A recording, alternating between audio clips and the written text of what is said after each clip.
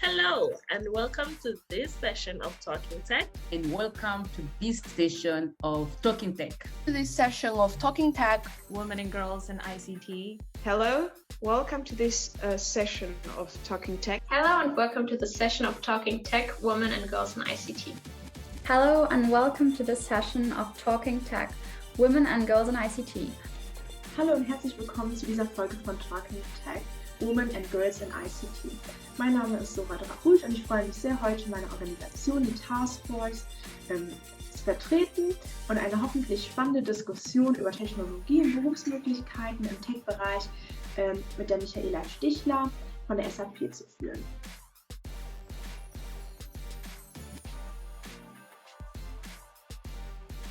Talking Tech is a series of interviews where young girls and women interview experienced professional women in tech. Between the Girls in ICT Day 2020 and 2022, there will be a couple of hundreds interviews conducted. We are very proud to be part of it.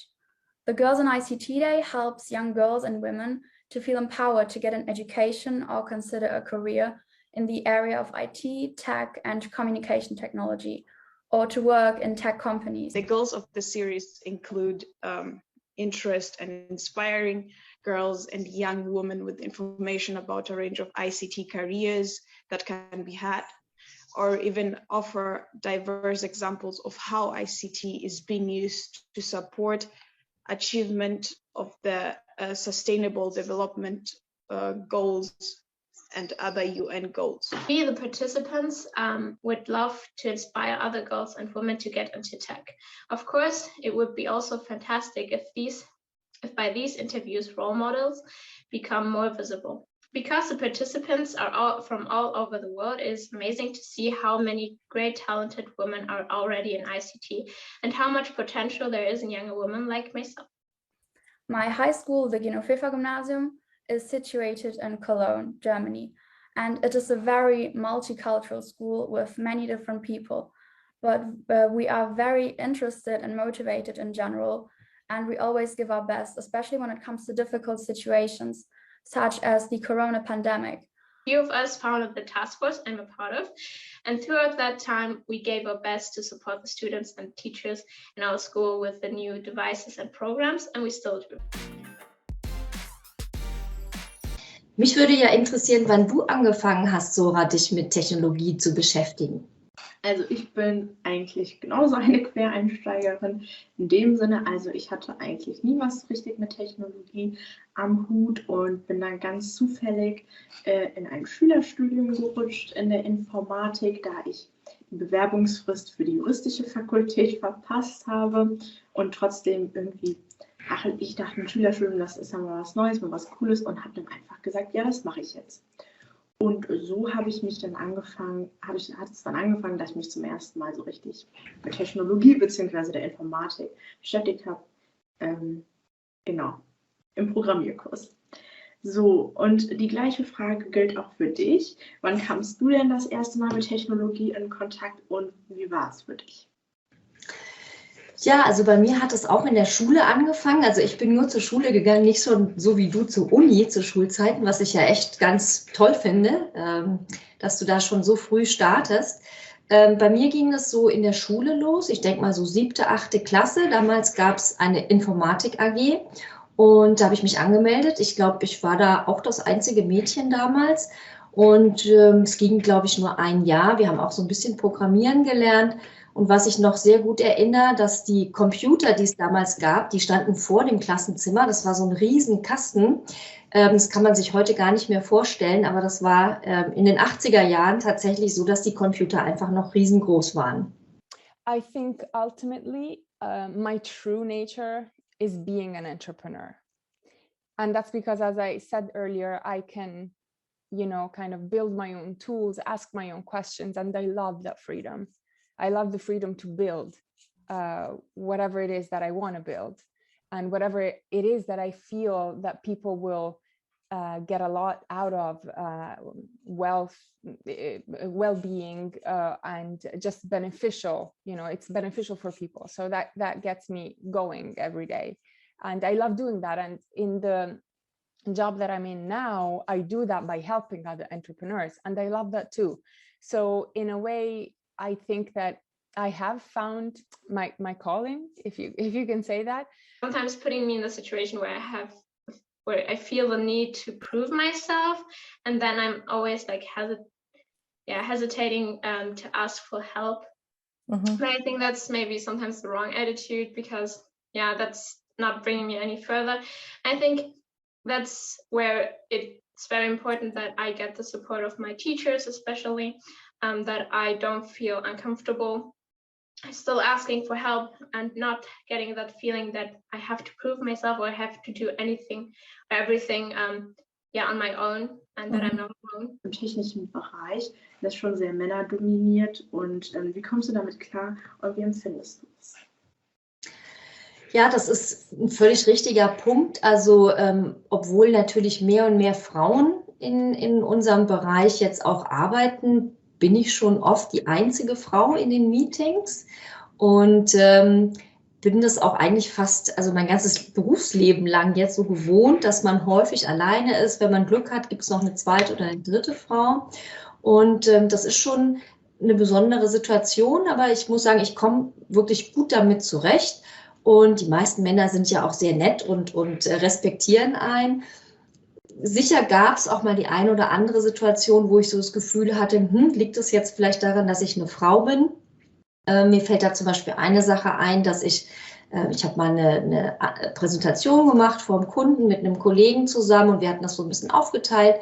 Er hatte seinen Teil schon fertig, dann habe ich meinen Teil vorgestellt, und dann fiel er mir auf einmal ins Wort und hat genau den gleichen Satz nochmal wiederholt, den ich gerade eben gesagt hatte, ne? Also fast wortwörtlich.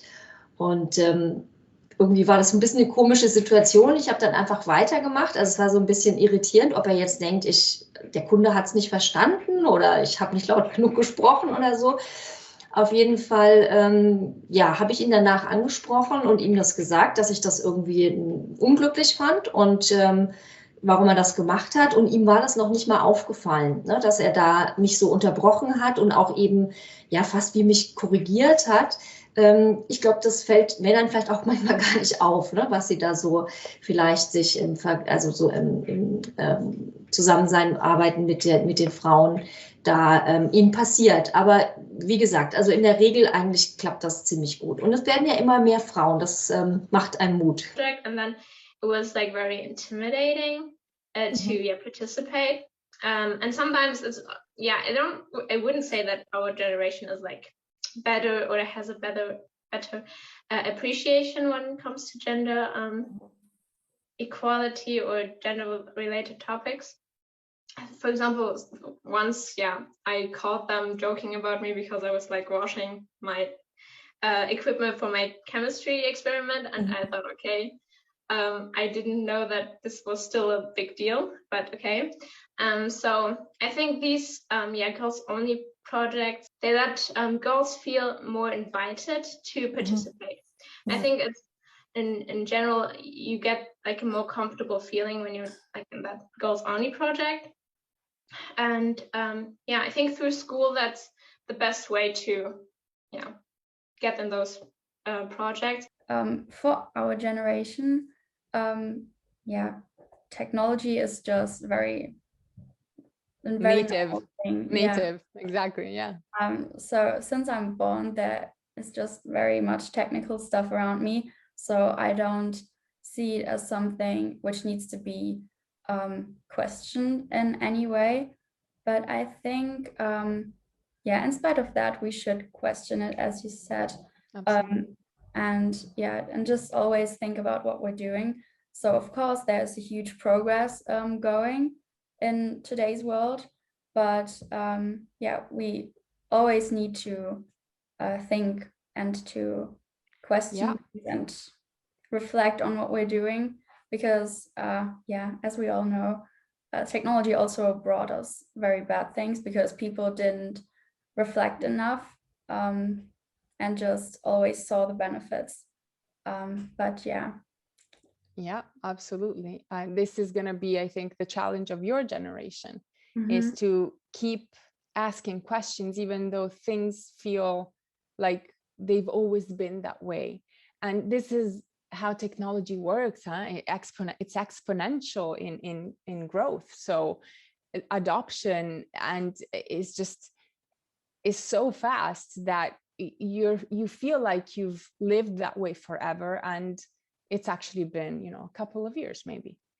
The most important thing is for you to keep learning how to learn, because I feel like in the technology space, it's not so much, you memorize formulas and you're able to like regurgitate the answer like a robot. Nobody expects that anymore.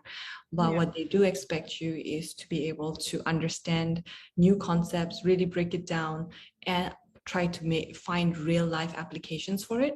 And for that, the most important thing is really having an open mind and continue to learn and learn how to learn, and be willing to experiment with that. And I think that's what you're doing right now. And at this age, experimenting and learning different subjects, different methods of learning those subjects, I think those are more valuable than actually saying, hey, I want to do this one particular job and I'm going to stick with that for the next 20 years, because that's very unrealistic. Yeah, true. What advice would you give your younger self, and other things you would have done different when you look back in time, or if you could travel back in time? I don't know. Or do you have any career advice for younger girls and women?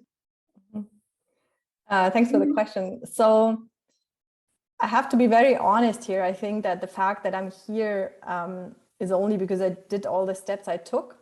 So I cannot really advise me to do something else, otherwise I wouldn't be here. Because I think the experiences you do, and you have to do you have to get experience, right, to get there. You have to go through situations. Maybe someone else told you already before what to do, but you still do it differently, and then you learn, right? So you kind of have to do it yourself to be able to really, get the experience and get there. So I wouldn't have done a lot of things differently. I would have told me, I guess, the same thing I'm telling you now, is like really believe in yourself first, because if you don't believe in yourself, who will, right? So that's the first thing. Just then, if you have that belief and you have a wish or a dream of the next step or anything, it can be small, big, it can change, it doesn't matter. The fact that you do something about it and don't give up. I think this is, extremely important. And because you have this way of finding out about the world that surrounds you, that I really think that we're going to be in good hands when it's going to be your generation leading and moving us forward. I'm really convinced of that. I don't know, maybe I'm too positive, but there's no point in living life without being positive, right? So about change, so it's how you should do it. I think we will get there. But we cannot stop. We can't stop. We have to accelerate and keep going in the right direction. Ja, ich bedanke mich auch, Sore, bei dir, und dann wünsche ich dir alles Gute für deine Schule erstmal und ich hoffe, wir bleiben in Kontakt. Dankeschön, das hoffe ich auch. Thanks for the conversation today. I really enjoyed talking to you. And see you soon, hopefully. Thanks to you, Chiara. It was a lovely conversation, and I hope we also were enjoyable for the audience that is going to listen to us. Bye. Bye. Thank you so much. Thank you too. It was very cool to have the chance to interview you, because you're a very interesting person in my opinion. And I'm very thankful. You're welcome. Bye. Bye. I'm still young. There's still a lot of things to find out. I'm just gonna kick it in and find out what the world has to offer. Sounds good, Sandra. It was lovely talking to you too. Thank you so much for your time. All right. And for now, I'd say goodbye. Bye-bye.